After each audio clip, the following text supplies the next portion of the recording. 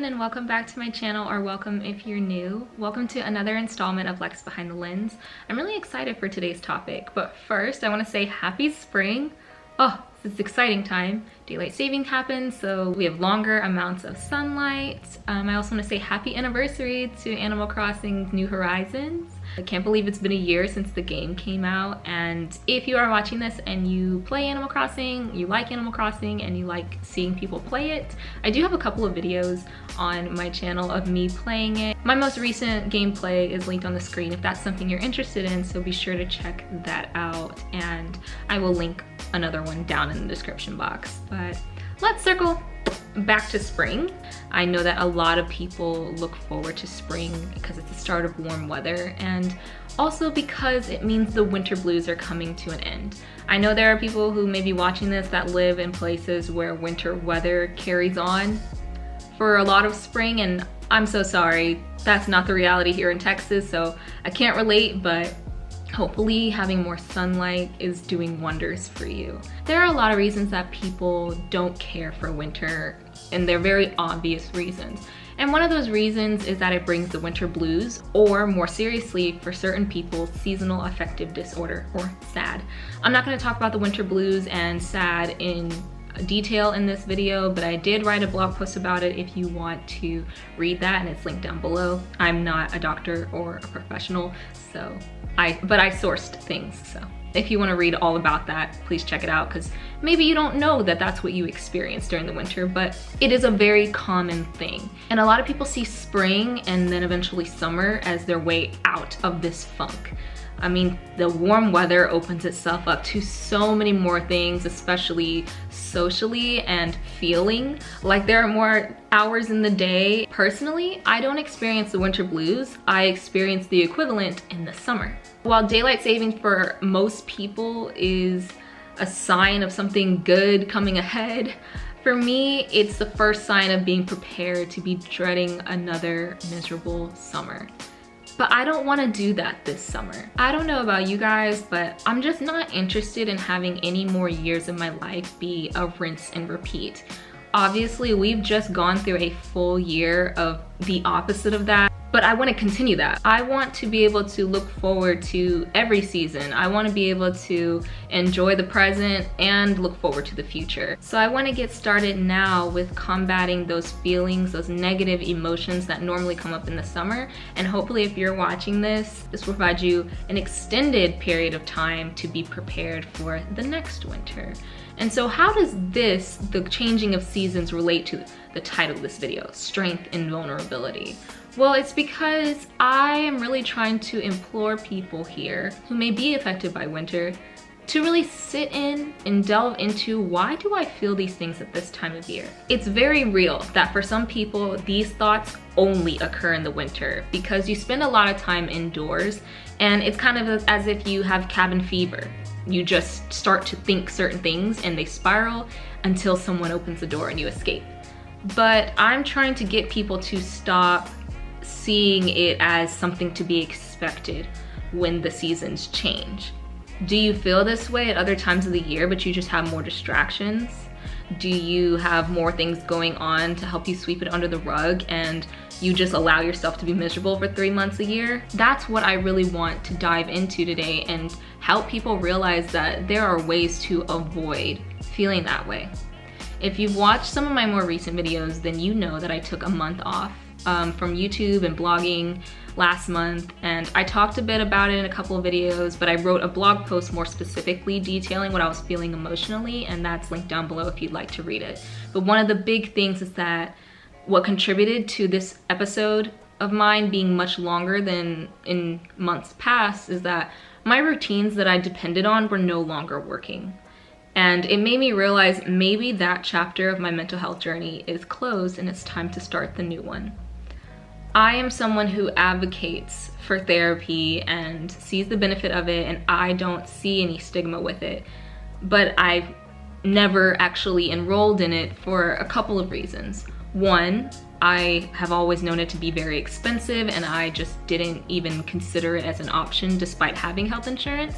And two, I think deep down, I didn't want to admit I needed to see a professional because Like anyone else, when you admit something is wrong, you equate it with failing at something, and I never like to admit when I feel like I've failed. I decided to take my own advice and go ahead and enroll in therapy, and this morning, the day that I'm filming this, I had my first session, and it was exactly what I have been needing and looking for at this stage in my life. The reason I say that is because I completely opened myself up in an unfamiliar way, and that type of vulnerability brought me strength that I haven't felt in such a long time.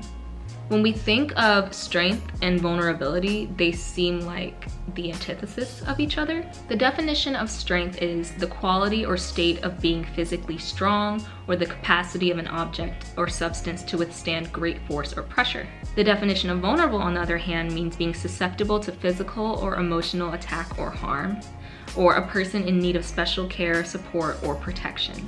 So they don't seem like they go together. How is it possible to be vulnerable but feel strong, and vice versa, to feel strong but be expected to be vulnerable?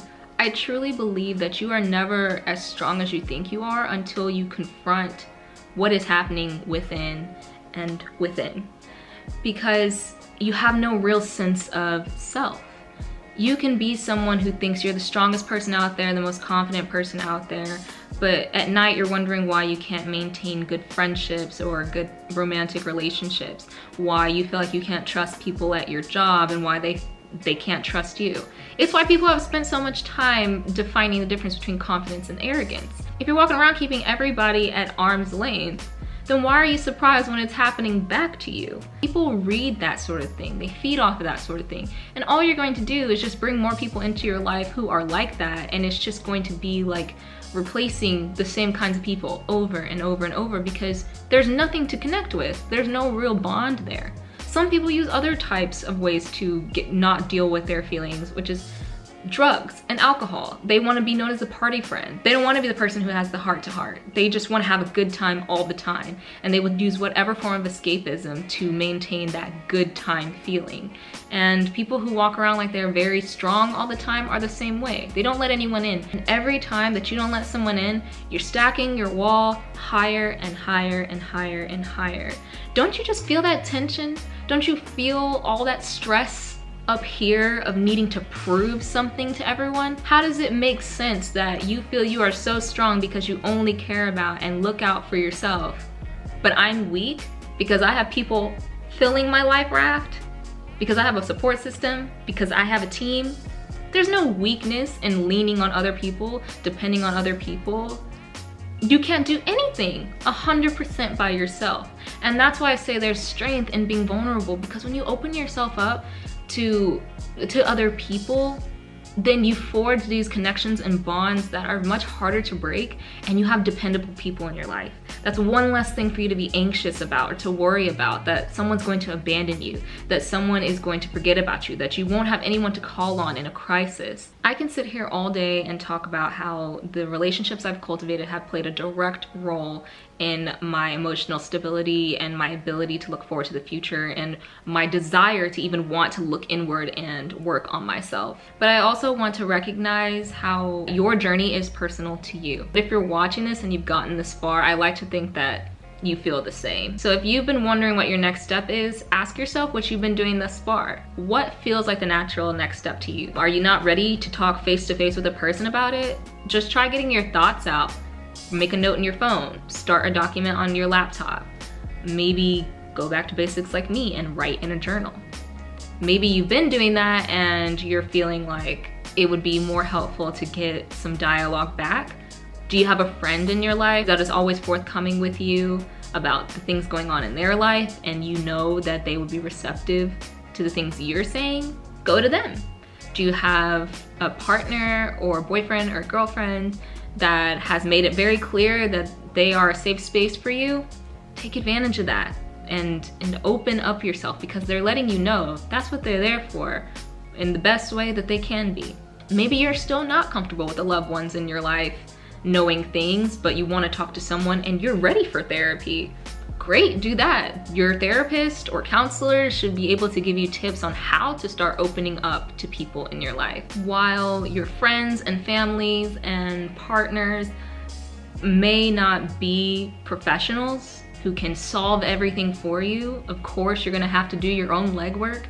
It just helps to start somewhere and to learn how to be vulnerable. If you're already at the point where you feel like you're ready to get help, don't let other fears stop you now. Focus on taking care of yourself and getting to a point in your mental health where you feel healthy and stable and like life isn't such a challenge compared to all the other things that are out of our control. Let this be one of the things that you have control over. I do want to plug Therapy for Black Girls. That's actually how I found my counselor. It is a fantastic website. Any Black girls watching this, oh my gosh, I can't recommend it enough.